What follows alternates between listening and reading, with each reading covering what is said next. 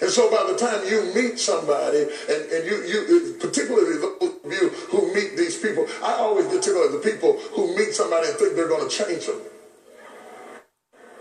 See, what you're up against, there's all of these images that have bombarded these people before you met them. So I want you to take a few notes. I want you to write down images.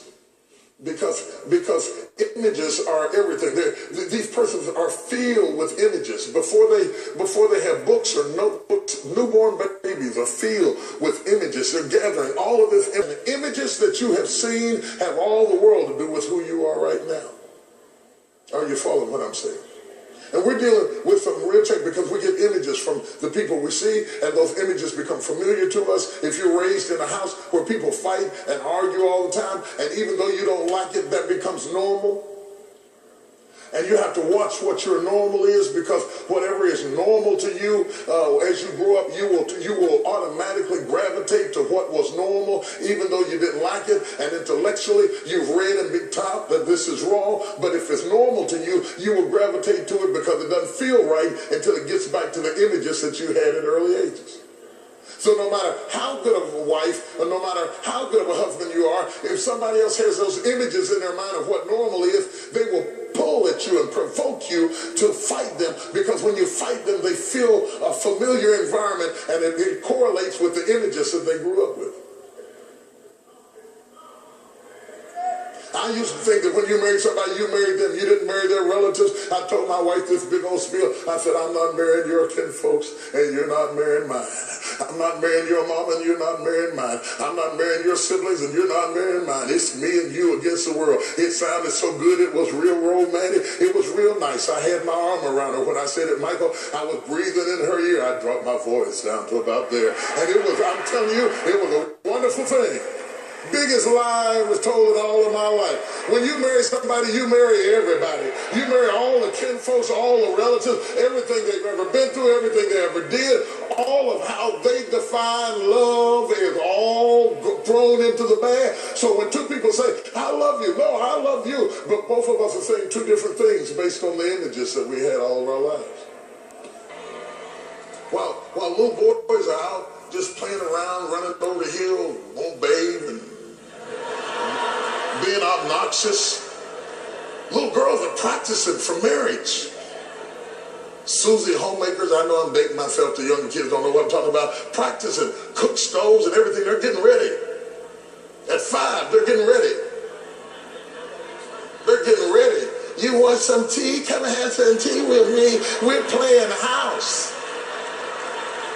If you got a little boy that's playing house, not saying anything. You see, you fill in the blank. See, that's why men struggle with certain things, because we are actually told not to play what you later want us to play.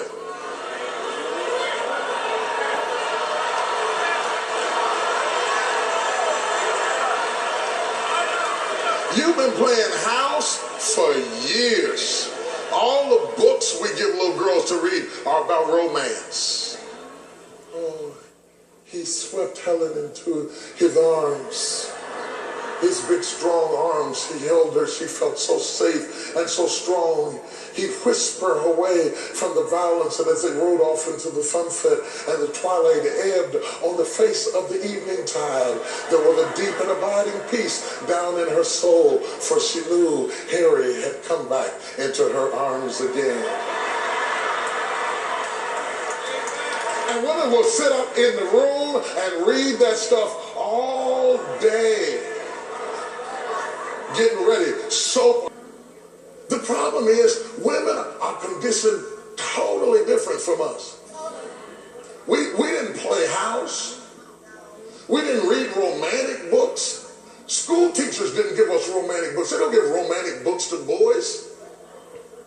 They gave us books about spies, the Hardy Boys. Anybody read the Hardy Boys? You're reading about that and Huckleberry Finn and all kinds of crazy stuff. We didn't read anything about being a husband or a father or who we were supposed to be in the house. You've been practicing all of your life for a role that we have never been trained for.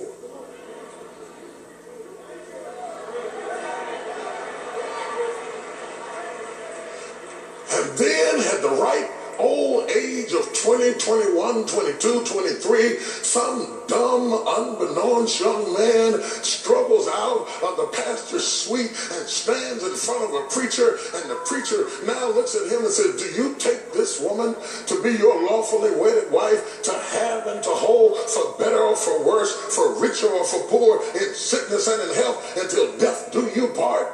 That dummy doesn't know what he's saying.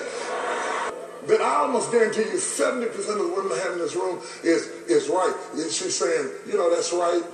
She's saying, you know, that's right.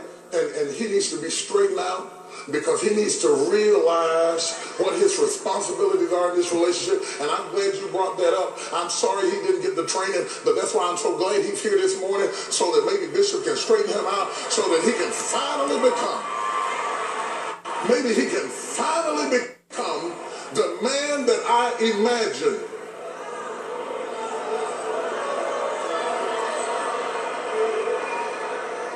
But God never meant for him to be the man that you imagine.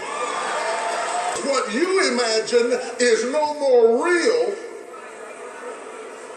What you imagine is based on the books you read, the things you saw, and the music you heard have filled your head with an expectation that has not been met. And some of you, for the last 10, 15, 20, 30 years, have been living a life of total disappointment, whether you're married or single, because you cannot find the man that you imagine, because the man that you imagine does not exist.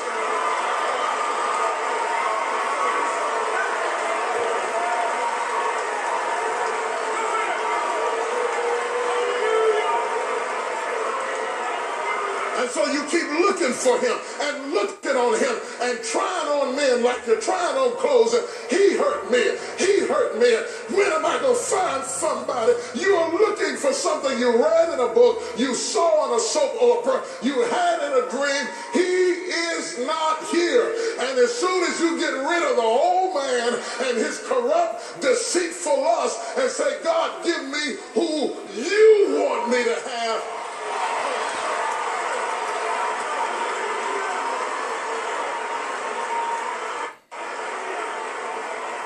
tell somebody, say reality check. Because often in the dating process, she advertises the product that marriage doesn't deliver. That's as deep as I dare go into that on a Sunday morning. I could. And so by the time he's 3 years into marriage, she's facing the east at night, he's facing the west at night, and he's sitting there angry because he thinks he bought into she's mine, she belongs to me, her body is mine, this is legal, God-ordained, holy sex and love and fantasies and fulfillment. And she's sitting up there rolling her hair, talking about what happened at work that day and how they get on her nerves, and he's not listening anymore. The teddies are gone, the romance is gone, the relationship is shot, and he feels like I've been robbed. Because the woman in his dreams was always there for him, and the women he dated were always there with him, and the women he visited were always there for him, because they only had to be ready for him through a small window of time. They didn't have to work every day. They didn't have the kids to raise. They didn't have any problem. Yes, she looked good. Yes, she was there for you. You only came by on Tuesday, Thursday, and Friday night,